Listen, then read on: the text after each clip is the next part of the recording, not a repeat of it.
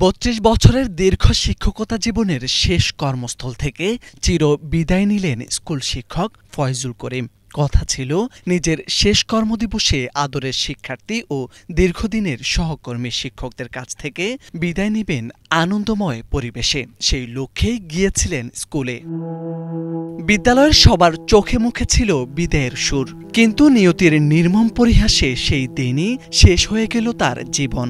School থেকে বিদায় নিতে গিয়ে পৃথিবী থেকে চির বিদায় নিতে হলো তাকে। যে দিনটি ছিল তার বিদায়ের সংবর্ধনা, সে দিনই হয়ে গেল চিরবিদায়ের দিন। সহকর্মীরা বিশ্বাস করতে পারছেন না, তাদের প্রাণপ্রিয় স্যার বিদায় নিয়েছেন পৃথিবীর মায়া ত্যাগ করে। আমার সদ্য হেড স্যার, উনি খুব ভালো ছিলেন। উনি তার কর্মজীবনের শেষ দিকে সেই দিন বাথরুমে যাওয়ার সময় সে আকস্মিকভাবে পড়ে যায় এবং আমরা ধরে ডাক্তার কাছে নিয়েই আমাদের পার্শ্ববর্তী ডাক্তার উনি বলেন যে না, উনি আর দুনিয়াতে নেই। আমাদের মধ্যে খুব ভালো ছিলেন, আমরা খুবই তার সহানুভূতি পেয়েছি। বৃহস্পতিবার বিকেল 3:30 স্কুলে তখন বিদায় সংবর্ধনা ও ক্লাস শেষের ব্যস্ততা।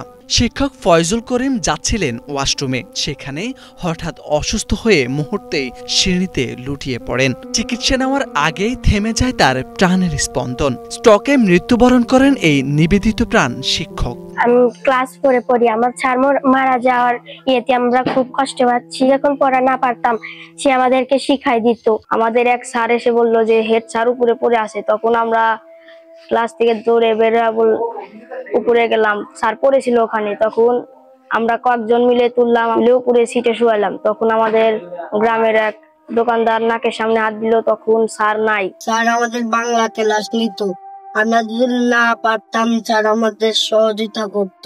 ফয়জুল করিম সিরাজগঞ্জের রায়গঞ্জ উপজেলার ব্রহ্মগাছা ইউনিয়নের হামিনদামিন সরকারি প্রাথমিক বিদ্যালয়ের ভারপ্রাপ্ত প্রধান শিক্ষক ছিলেন। নিজ বাড়ির রায়গঞ্জ উপজেলার মীরের দেউলমুড়া এলাকায়। ফয়জুল করিমের ছেলে জানান, বাবা ছিলেন হার্টের রোগী। পেনশনের টাকা দিয়ে চিকিৎসা করানোর পরিকল্পনা করেছিলেন, কিন্তু সেই চিকিৎসা আর হলো না। গত 30 তারিখে তার ছিল হচ্ছে শেষ কর্মদিবস। তো 3টার দিকে আমি তাকে ফোন করি, তখন তিনি বললেন যে আজকে শেষ, তাহলে ছাত্রদের সাথে একটু বেশিক্ষণ সময়টা আমি কাটায় আসি।